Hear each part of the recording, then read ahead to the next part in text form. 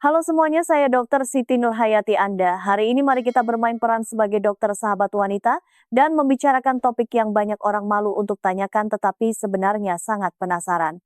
Di klinik saya sering bertemu dengan beberapa istri yang dengan malu-malu berbisik di telinga saya dan bertanya, Dokter Siti, suami saya terus bertanya, apakah dia sudah masuk sepenuhnya ke dalam? Terkadang saya benar-benar merasa sedikit tidak nyaman karenanya. Perut saya terasa kembung. Apakah dia akan merusak rahim saya jika dia terus menumbuk saya seperti ini? Dan yang lebih menarik lagi adalah terkadang para suami akan datang kepada saya dan bertanya dengan ekspresi malu. Dokter Siti, apakah saya kurang panjang? Kenapa? Istri saya sepertinya tidak merasakan sesuatu yang istimewa.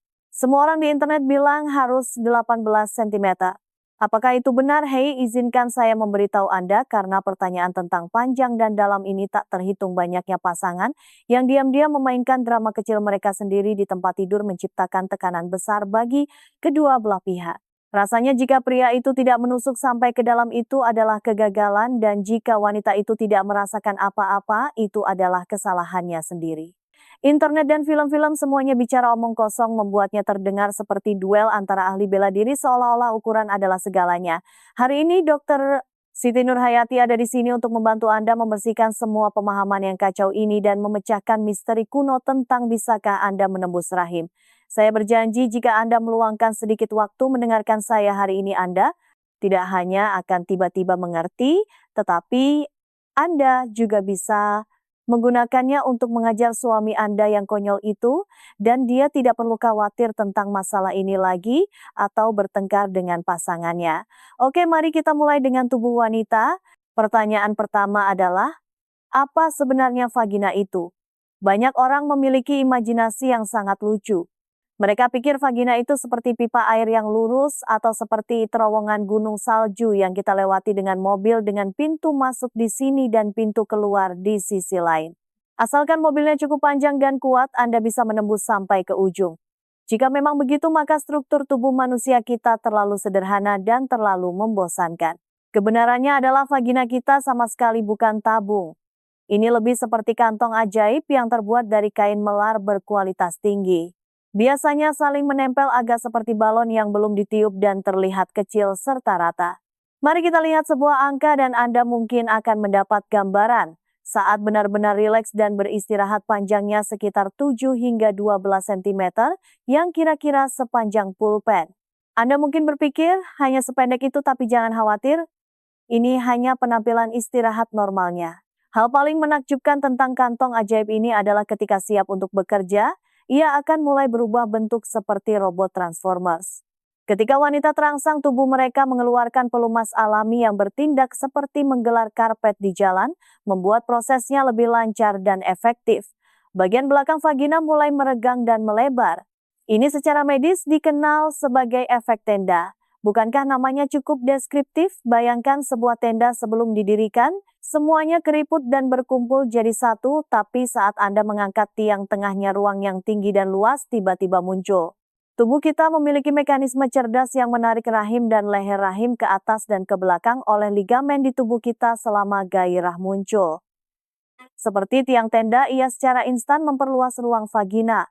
Proses perluasan ini dapat menambah kedalamannya sebanyak 3 hingga 5 cm atau bahkan lebih. Jadi mudah untuk menambahkan itu ke kedalaman vagina yang sudah disiapkan menjadi lebih dari 15 cm. Tidak hanya menjadi lebih dalam, ia juga menjadi lebih lebar. Ada banyak kerutan di dinding vagina yang biasanya terlipat. Saat dibutuhkan, mereka bisa sepenuhnya mengembang dan ruang serta volume di dalamnya akan menjadi sangat besar. Jadi tubuh wanita kita sangat misterius. Ini bukan jalan kaku yang bisa Anda kendarai dari awal sampai akhir.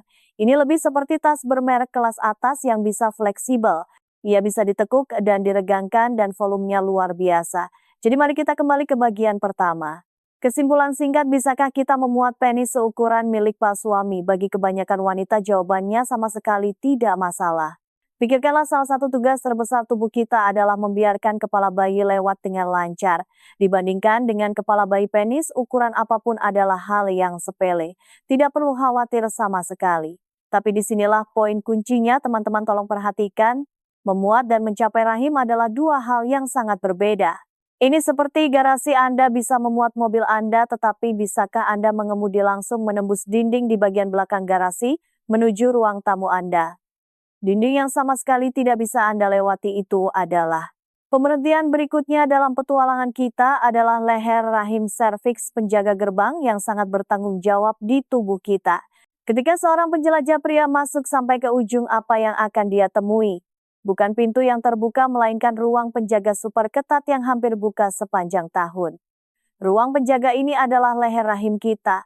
Jika rahim adalah istana hangat yang memelihara bayi, maka leher rahim adalah satu-satunya penjaga gerbang istana ini.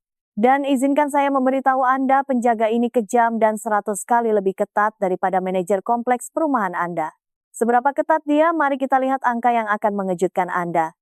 Saat Anda tidak sedang menstruasi, seberapa kecil celah di gerbang leher rahim Anda mungkin tidak percaya, tapi itu hanya sekitar 3 hingga 5 mm. Milimeter, bukan sentimeter.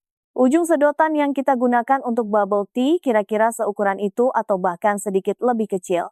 Pikirkanlah berapa sentimeter diameter pusaka itu dan berapa milimeter celah di pintunya.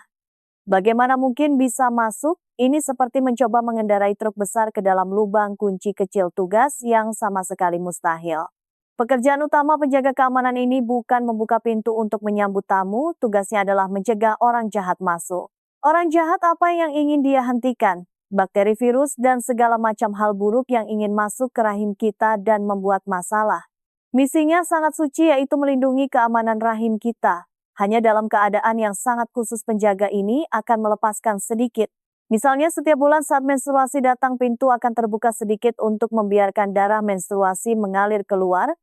Atau selama masa ovulasi ketika kehamilan sedang dipersiapkan, pintu akan sedikit dibasahi untuk memungkinkan juara renang yang paling kuat, yaitu sperma, untuk masuk. Hampir sepanjang waktu pintu itu tertutup rapat. Momen terbesarnya adalah saat melahirkan, ketika ia bisa melebar dari lubang kecil menjadi sebesar 10 cm untuk membiarkan kepala bayi keluar. Selain ini ia sangat berdedikasi, dan penjaga ini sendiri juga merupakan sosok yang keras. Ini bukan daging lunak. Teksturnya kenyal dan ulet. Banyak orang bilang rasanya seperti menyentuh hidung mereka sendiri. Oke, mari kita gabungkan gambarnya. Bayangkan seorang penjelajah yang bersemangat memasuki ambang pintu sekecil ujung sedotan. Berdiri di ambang pintu adalah penjaga yang sekeras dan sekenyal ujung hidung. Menurut Anda apa yang akan terjadi? Tentu saja dia akan menabrak penjaga itu dengan kepalanya. Jadi jawaban akhir untuk pertanyaan menabrak rahim sudah jelas. Dalam perilaku intim normal apapun, tidak peduli seberapa luar biasa ukuran seorang pria, tidak mungkin baginya untuk menembus leher rahim dan masuk ke dalam. Tujuan akhirnya adalah penjaga gerbang leher rahim yang kokoh. Jadi jika dia tidak bisa masuk, mengapa begitu banyak wanita merasa tertabrak? Apakah perasaan ini sangat dalam? Itu bohong. Tidak, perasaan itu benar-benar nyata, tapi itu bukan benar-benar memasuki rahim. Itu karena bagian atas penjelajah sedang menyapa dan melakukan kontak dekat dengan kami, si penjaga gerbang. Leher rahim itu sendiri memiliki saraf, jadi ketika disentuh dan ditekan, ia akan menghasilkan perasaan yang sangat istimewa. Ini adalah perasaan yang sangat unik. Ini benar-benar berbeda dari perasaan dinding vagina yang digosok. Beberapa orang merasa sangat nyaman, sementara yang lain merasa nyeri dan kembung. Jika Anda mendorong terlalu keras, itu sakit. Ini membawa kita ke pertanyaan menarik berikutnya, dari mana datangnya rasa nyeri dan kembung mentok ke dasar ini? Mengapa rasanya seperti surga bagi sebagian orang dan seperti siksaan bagi orang lain? Inilah yang ingin saya bicarakan. Tubuh kita memiliki sistem intelijen dan komunikasi yang kuat atau saraf kita. Di taman pribadi kita setidaknya ada 3 stasiun penerima sensorik yang berbeda yang mengirimkan sensasi berbeda ke otak. Pertama adalah bel pintu yang terletak di dekat pintu masuk vagina kita, terutama klitoris yang memiliki lebih dari 8.000 ujung saraf dan merupakan salah satu area paling sensitif di tubuh. Ini seperti bel pintu yang sangat sensitif. Sentuhan ringan mengirimkan sinyal ting-tong langsung ke otak, menghasilkan perasaan kenikmatan yang sangat intens dan terkonsentrasi. Kedua adalah pelukan dinding. Tidak seperti bel pintu, saraf di dinding vagina kita tidak merespons sentuhan ringan. Mereka lebih suka dibuka. Perasaan diisi itu seperti mengenakan pakaian yang pas dan elastis. Perasaan dibungkus erat membuat orang merasa hangat dan nyaman. Perasaan ketiga adalah perasaan misterius terdalam yang menjadi protagonis kita hari ini adalah ketika Anda menyentuh penjaga gerbang leher rahim. Saraf di sini adalah sejenis saraf visceral. Perasaan yang dipancarkannya sangat istimewa. Tidak seperti kulit yang bisa dengan jelas memberitahu Anda titik ini gatal. Sinyal yang dikirimnya kembali relatif samar. Itu adalah perasaan asam kembung dan sesak yang datang dari dalam tubuh. Agak mirip ketika Anda sakit perut setelah makan makanan yang buruk tetapi Anda tidak bisa membedakan titik mana yang sakit. Anda hanya merasa seluruh perut saya tidak nyaman. Itulah perasaannya. Jadi ketika ketiga perasaan ini digabungkan, pengalamannya menjadi sangat kaya dan beragam. Ini seperti menikmati pesta dengan hidangan pembuka yang menyegarkan hidangan utama yang memuaskan, dan akhirnya semangkuk sup yang kaya dan berkesan. Makanan yang sempurna membutuhkan ketiganya untuk dipadukan dengan sempurna. Apakah Anda merasa tercerahkan setelah mendengar ini? Jika Anda berpikir penjelasan Dr. Siti Nurhayati hari ini jelas dan ringkas, silakan tinggalkan komentar di bawah yang mengatakan, saya mengerti untuk memberitahu saya bahwa usaha saya tidak sia-sia. Tapi apakah Anda pikir itu akhirnya ada sesuatu yang lebih menakjubkan? Selain sistem komunikasi saraf berkabel ini, tubuh kita juga memiliki sistem penyiaran kimia nirkabel yaitu hormon. Ketika keintiman mencapai puncaknya, terutama ketika leher rahim disentuh secara berirama dengan lembut, otak kita akan mulai mengeluarkan perintah seperti panglima tertinggi melepaskan dua bahan kimia bahagia yang sangat kuat. Yang pertama disebut oksitosin yang kami juluki hormon cinta. Ini luar biasa. Saat kita memeluk keluarga kita dan bermain dengan kucing serta anjing, kita merasa hangat dan bahagia. Ini karena oksitosin. Ketika kita melakukan perilaku intim, otak kita melepaskan hormon ini. Itu membuat kita merasa bahwa kita tidak hanya dekat secara fisik dengan pasangan kita, tetapi juga dekat satu sama lain secara rohani. Kita memiliki perasaan cinta yang kuat dan dicintai, dan kita merasa sangat terikat dan saling percaya. Oleh karena itu, seks yang baik pasti merupakan agen pemanas super untuk hubungan. Jenis kedua disebut endorfina. Ini lebih menarik. Ini seperti morfin alami atau buah kebahagiaan yang diproduksi tubuh kita. Ia memiliki dua fungsi. Salah satunya adalah membuat kita merasa sangat gembira. Cara lain untuk merasa bahagia adalah dengan meredakan rasa sakit. Jadi terkadang bahkan jika kita merasakan sedikit ketidaknyamanan selama keadaan berenergi tinggi ini, endorfina nyaris tidak mencatatnya. Jadi Anda lihat, perasaan puncak yang paling indah itu tidak sekadar diciptakan oleh seorang pria yang menumbuk dengan keras. Ini adalah pertunjukan yang kompleks dan sempurna yang mengharuskan sistem saraf mengirimkan sinyal yang tepat, sistem otot merespons dengan nyaman, dan akhirnya otak sang panglima tertinggi melepaskan keajaiban hormon cinta dan buah bahagia.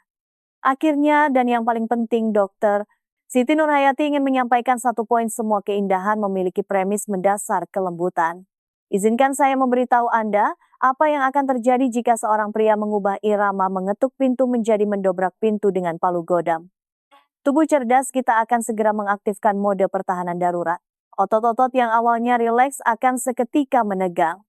Saraf yang awalnya siap menyambut kebahagiaan akan segera melaporkan rasa sakit dan bahaya. Otak tidak hanya tidak akan memberi Anda hormon cinta, tetapi akan memberi Anda banyak hormon stres, membuat Anda merasa sangat gugup dan cemas, dan hanya ingin melarikan diri dari tempat kejadian sesegera mungkin. Ini prinsip yang sama dengan mendapatkan pijatan. Ahli pijat menekan otot Anda secara berirama dan lembut, dan Anda akan merasa begitu nyaman hingga tertidur. Jika ahli pijat itu menjadi gila dan menggunakan seluruh kekuatannya untuk menekan Anda secara acak, Anda hanya akan merasa sangat kesakitan hingga ingin melompat dan memukulnya kan? Hal yang sama berlaku untuk hubungan intim. Semakin keras dan semakin dalam semakin baik itu jelas tidak benar. Tabrakan liar semacam itu tidak hanya tidak membawa kebahagiaan, tetapi justru menciptakan rasa sakit dan cedera. Oke, petualangan kita hari ini hampir berakhir. Mari kita ulas dengan cepat poin-poin penting hari ini. Pertama, vagina wanita kita adalah kantong yang bisa meregang, bukan terowongan lurus, dan sebagian besar ukuran dapat menampungnya. Kedua, leher rahim adalah penjaga super dan pintunya sangat-sangat kecil, jadi tidak mungkin untuk menerobos masuk dengan ukuran apapun. Ketiga, perasaan mendorong sampai ke dasar itu seperti menabrak penjaga, bukan membobol istana. Itu adalah sentuhan dalam yang normal. Keempat, kenikmatan sejati adalah kinerja sempurna dari saraf otot dan hormon yang bekerja bersama. Kelembutan dan komunikasi lebih penting daripada apapun, jadi mulai hari ini. Tolong beritahu semua orang, terutama pasangan Anda, untuk berhenti memiliki mitos ukuran dan kecemasan kedalaman. Hal terpenting tentang keintiman antara dua orang tidak pernah tentang beberapa sentimeter, tetapi apakah Anda benar-benar merasakan satu sama lain? Apakah Anda menghabiskan waktu berkomunikasi?